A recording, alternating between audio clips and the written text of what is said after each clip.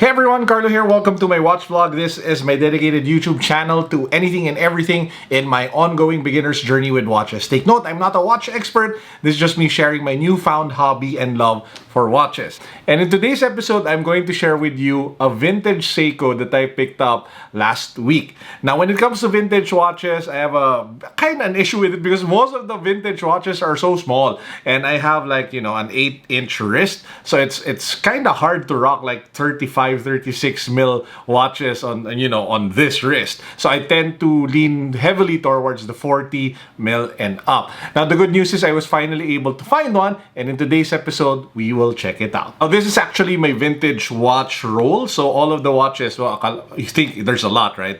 To say all, but there's just 3. So I have 3 vintage watches in my collection, and that will be a topic for another episode. We'll focus on one, which is over here. This is the vintage Seiko H558, more commonly known as Arnie.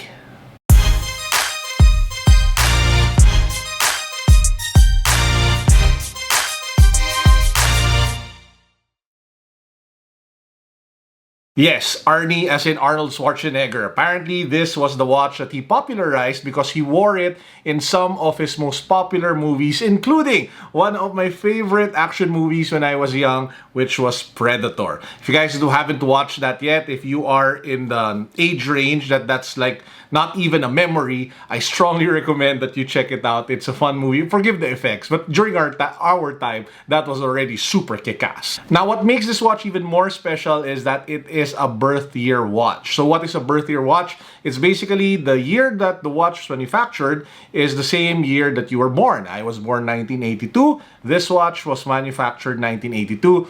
So there's that nice connection knowing that you are as old as the watch that you are wearing. What do I like about this watch? There are 3 key things. First and foremost, I love that it fits my wrist. Again, like what I mentioned earlier, most vintage watches are small. This one is, let me just get the data right, 45 mil in diameter, 46.5 mil lug to lug, 22 mil lugs. It is slightly thinner as well, coming in at 11.3 mil. Now, the second thing I love about the watch is the overall rugged look. As you guys can see, it has some sort of shroud, which is something that you regularly see with the tuna watches from Seiko. It's called tuna because it looks like it's a tuna can. So this one has like a slightly smaller version of that. Also, from my research, apparently this is like the first hybrid diver 150 meters with alarm and a chronograph. And lastly, speaking to the durability of the watch, apparently this was optimized and tested for varying temperatures. They tested this watch at -40 Celsius and they tested it at +60.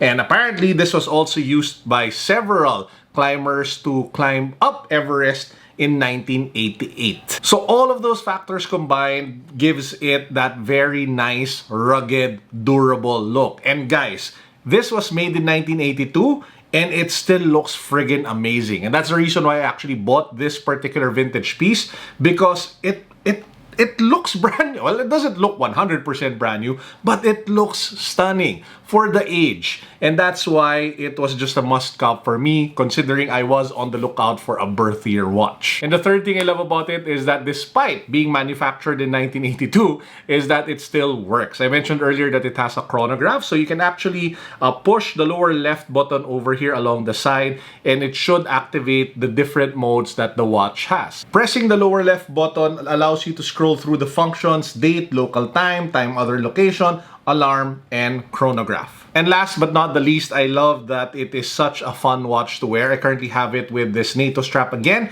which came with the watch when I bought it. But I can totally imagine wearing this either with, a leather strap or maybe a rubber strap or even like a bracelet if there is like a bracelet option. I'm not really too sure. But all I know is that in its current look, wherein the NATO strap kind of matches the color of the text on the dial, this already looks perfect.